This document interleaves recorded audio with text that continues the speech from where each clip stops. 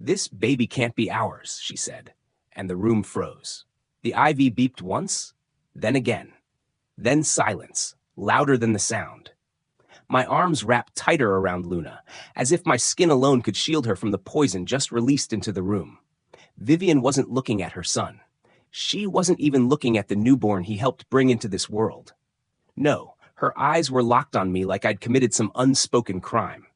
Caleb blinked, his lips parted in a question he couldn't form. For a moment, I thought he'd say something, anything to stop the shrapnel tearing through what should have been a sacred moment.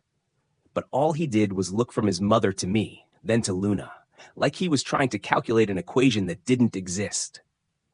"I'm sorry," I said softly, not to Vivian, but to Luna, for having to be born into this. Vivian stepped closer, calm, measured, the way surgeons move before they cut. Look at her. Hazel eyes, that skin tone. She's not a Monroe. I don't know whose child this is, but she's not ours. I felt my pulse slam against my ribs, not from fear, but fury. Controlled, terrifying fury. The kind that starts in your spine and doesn't need yelling to be heard. "You're seriously doing this? Here?" I asked. My voice was low but sharp enough to slice marble. "In a hospital room, when I'm still bleeding from giving birth to your granddaughter?" Caleb turned to me, his mouth opening, and I saw it. That hesitation, that tiny pause of doubt. My stomach turned cold. "You don't actually think," I started, but the words snagged in my throat. Vivian folded her arms, lips pursed. "If there's nothing to hide, then a test shouldn't be a problem." She didn't raise her voice. She didn't need to. Her tone carried the weight of a verdict already made. I smiled. Not a warm smile. Not even a defensive one. No, this was the smile of a woman who knew exactly what cards were in her hand, text, and how much longer the game would last. "Fine," I said. "Do the damn test, and when it proves you wrong, I hope you realize what you tried to destroy on the day your granddaughter was born." Vivian didn't flinch. She simply nodded, like I'd agreed to a business deal. Caleb stepped toward me, hand out as if to comfort, but I pulled away, gently but definitively. "Not now," I said. "Not until you figure out where you stand." That landed. He looked down, and for once had nothing to say. The nurse slipped out of the room. God bless her for sensing the aftershock before it hit. The door clicked closed, and in the quiet that followed, all I could hear was Luna's soft breath. "She's mine," I whispered to her, "in every way that matters." That night, I didn't cry. I made a call to a lab that specialized in same-day genetic testing. Booked the appointment myself. Told Caleb only after. His face went pale when I did. "Are you sure?" he asked. "I'm past sure," I said. "I'm ready." He nodded, barely. Vivian's voice still echoed in our silence. But what she didn't know, what neither of them knew, was that the test wouldn't just answer her question. It would explode a truth none of us saw coming. And I was done being afraid of it. She didn't need to scream to destroy me. She just had to pause long enough for my hope to die on its own. The first time I met Vivian, she smiled with her mouth, not her eyes. She extended her hand like it was a business transaction and said, "So, you're the girl." No name, no warmth. Just a subtle emphasis on girl, as if I were some phase her son was indulging in before the real woman showed up. Caleb didn't notice. He was too busy beaming, proud to bring me home for the holidays. We'd driven 4 hours through snow just to get there. And Vivian spent the first hour asking about the weather and the last 2 reorganizing her spice rack instead of acknowledging my existence. It didn't get better. When we announced our engagement, she blinked once and said, "That's fast." When we told her we eloped, she said, "I suppose not everyone values tradition." When we sent wedding photos, she replied with a one-word text. Received. I tried. God, I tried. Every Thanksgiving, every birthday, I invited her. Sometimes she came, sometimes she didn't, but when she did, she brought her judgment like it was part of her wardrobe, neutral beige, pressed sharp, and impossible to ignore. Once, she watched me slice cake and whispered to Caleb, "Is it just me, or is she always a little tense?" Loud enough for me to hear. That was the game. Always just loud enough. Then came the miscarriages. First one, then another. Each time, I folded into myself like I'd done something wrong. I stopped decorating the nursery. I stopped buying baby clothes. I even stopped talking about the future. I was terrified of jinxing anything. My body was a battlefield, and hope felt like the enemy. Vivian didn't say, "I'm sorry." She didn't even send a card. One time, I overheard her tell Caleb, maybe it's just nature's way of saying they're not ready. They, not we, not you two. Just a vague, distant they, like we were strangers in our own grief. Caleb tried to defend me once, said I was struggling, said I needed support. Vivian tilted her head, poured more tea, and replied, "Support is earned, Caleb, not handed out just because someone cries a lot." I bled for that child. I buried a heartbeat that once fluttered inside me, and she reduced it to theatrics. But I stayed silent. I stayed composed. I told myself I could rise above it. Until the night I collapsed in the bathroom, cramping, bleeding, whispering prayers into tile as Caleb scrambled to call 911. I remember clutching the side of the tub, thinking, this has to be the bottom. This has to be it. Vivian didn't visit. She didn't call. But she did send flowers, with a card addressed to Caleb only. I burned that card in the sink. The next morning, I made a decision. If I ever carried a child to term, I wouldn't let Vivian be the one to tell them who they were.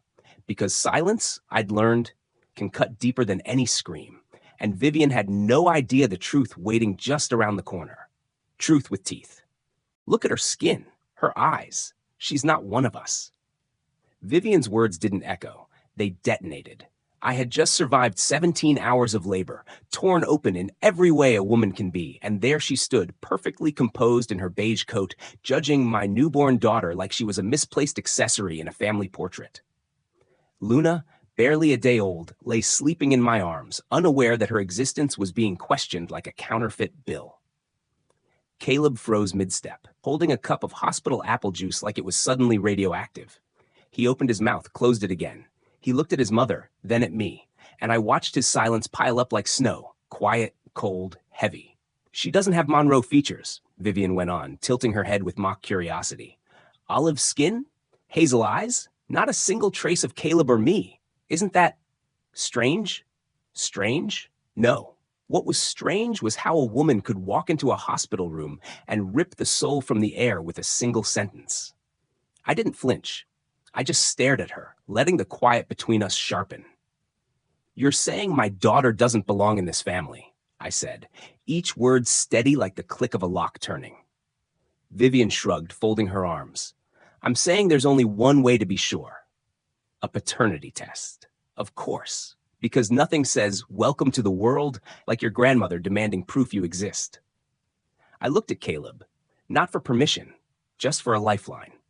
But his face was unreadable, drawn tight with confusion and doubt. That hurt more than the labor, more than the stitches still burning between my thighs. Because in his silence, I saw the smallest crack, the what if. He should have shouted. He should have stood between us. Instead, he sat down. "I'm not doing this," I said at first. But then Luna stirred, her tiny fingers curling into my gown, her heartbeat pressing against mine. And something inside me shifted. "You want a test?" I said, turning to Vivian. "Fine, but when it comes back and you realize just how wrong you are, I want you to remember this moment. The day you looked your own granddaughter in the face and said she wasn't real." Vivian didn't blink. "Good. I'll make the call." She turned and walked out like she hadn't just dropped a grenade on the floor and walked over the shrapnel in heels. Caleb looked at me. "Alyra, please, let's not fight." I laughed. Not from joy, from exhaustion. "You think this is a fight? No, Caleb. This is war, and I'm done fighting it with silence." That night, I didn't sleep. Luna whimpered in her bassinet. Caleb curled up in the corner chair like a boy hiding from a storm. But I didn't cry. Instead, I made a call of my own. A private lab. No waiting, no doubt. And what they'd uncover wouldn't just settle her accusations. It would unravel everything. We found a secondary finding. The technician said it so calmly, like she was reading the weather report. But everything in the room shifted. My grip tightened around Luna's carrier as if I could shield her from whatever was coming next. Caleb's fingers, still stained with hospital-banned tan lines, went white around the edges of the test results he hadn't even opened yet. "Yes," she continued, eyes flicking between us. "Luna is Caleb's biological daughter. No ambiguity." I felt the breath leave my chest, not in shock, but in quiet, righteous relief. The kind that doesn't come with cheers, just silence that finally stops screaming. Vivian didn't say a word, not a flinch. Her mouth remained a tight line, but I saw it, the slightest tremor in her jaw. The way her eyes darted, looking for cracks to crawl into. But then came the counselor's voice, soft, clinical, too gentle for the bomb she was about to drop. However, we did uncover something else. Something unexpected. Caleb straightened in his chair. Vivian blinked like the air had changed temperature. I didn't move. The counselor cleared her throat. According to our analysis, Caleb does not share any maternal genetic markers with Mrs. Monroe. The words didn't land like a slap. They fell like a building. Caleb froze. Vivian leaned forward, her nails digging into her purse strap. I'm sorry. What did you just say? Her voice cracked at the end. The first crack I'd ever heard from her, and it sounded like something old, something breaking.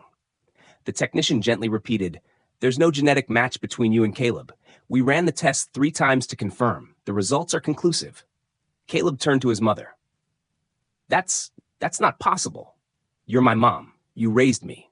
You. He stopped. His breath caught in his throat. Vivian's face paled, her lips trembling. I was there when he was born. I remember holding him. I remember. Her voice faded into a whisper. For a moment, I saw her, not the woman who iced me out of every holiday, not the woman who questioned my daughter's existence, but a woman unraveling, a woman who didn't know where her son had gone. Caleb pushed the folder away like it was toxic. Then who the hell am I? No one answered. The counselor said it might have been a hospital error, a switch at birth. Rare, but not unheard of. Maybe clerical. Maybe something darker. They couldn't say. I looked at Vivian. Her hands were shaking now, clasped in her lap like a prayer she no longer remembered how to finish. And then Caleb said, almost to himself, all this time, and I wasn't even yours. Vivian snapped upright. Don't you dare finish that sentence. I raised you. I wiped your tears, packed your lunches, loved you. Her voice cracked again. I am your mother. Caleb didn't look at her. He looked at Luna, then at me. And in that quiet, the truth changed all of us. But we hadn't seen the worst of it yet, because the next name on that birth record wasn't hers. Then who am I? Who is my real mother? Caleb's voice cracked like old wood splitting down the center. He wasn't yelling. He didn't need to. His pain soaked every syllable, raw and exposed. He stood in the sterile lab room like a man who just stepped out of his own life and into someone else's body. Vivian sat, motionless, her lips parted as if still searching for words that had long since abandoned her. You've lied to me my entire life, he said, still not looking at her. I didn't know, she whispered, her voice trembling. I swear to God, Caleb, I didn't know. But you still doubted my daughter, he said, turning now, his eyes red and shining. You had no proof, no reason, and you looked at Luna, at your granddaughter, and decided she wasn't worthy of your blood. Vivian's hands shook. I was trying to protect. No, I cut in, my voice steady. You were trying to control, and in doing so, you broke something you can't fix. Caleb sank into a chair like his legs had given out. I don't even know what's real anymore, he murmured. My name, my family, my past, it all feels fake. I knelt beside him. You know Luna is real. You know I'm real. And whatever name was on your birth certificate, none of that changes who chose to be there. That's the family that matters. Vivian's gaze flickered to me, her voice hoarse. I didn't mean to hurt you. No, I said, rising slowly. Because you did, not just now, but for years. Every backhanded comment, every cold glance. You cut me down because I didn't fit your version of what Caleb deserved. And now you find out he was never yours by blood, and suddenly the rules change? Tears welled in her eyes, but I didn't stop. He's still your son, isn't he? Just like Luna is still your granddaughter. Biology didn't matter when you rocked him through fevers, so why does it matter now? The silence that followed was thick with grief and guilt and something else, truth, maybe, or the beginning of it. Caleb looked up at Vivian, jaw clenched. You tore me apart, he said, voice low. But I won't let you do it to my daughter. Never again. Vivian didn't respond. She just stood and left the room, her heels clicking against the tile like an echo from a world we were no longer a part of. I reached for Caleb's hand. He didn't pull away. And in that moment, we weren't fractured. We were remade. But as we walked out into the parking lot, sunlight bouncing off the hood of our car, Caleb's phone buzzed in his pocket. He glanced at the screen and froze. "It's a woman," he said. "She says she's my birth mother." Vivian didn't speak again, but I believed her whisper. I didn't know. It wasn't an apology. Not really, but it was the closest we ever came to one. After the lab, there were no long messages, no invitations, no more "let me explain." Just silence. Not the cold, weaponized kind she used to wield like a blade. This silence was different, worn, tentative, like she finally understood the damage words could do when used carelessly. I didn't chase her. Caleb didn't either. We had Luna now. And in her quiet, sleepy breaths, I found a rhythm I didn't know I needed. The sound of something starting again. There were nights Caleb and I didn't talk much.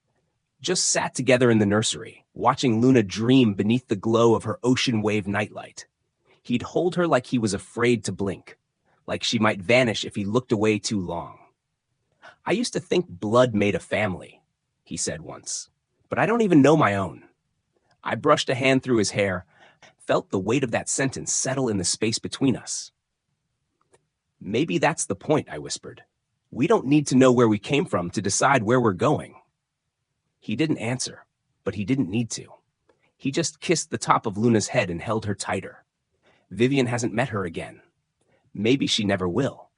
Maybe that's her choice to make, just like it's ours to protect what we've built, flawed, fragile, but ours. Some days I still think about that moment, her standing in our hospital room, pointing at Luna with that ice-laced certainty.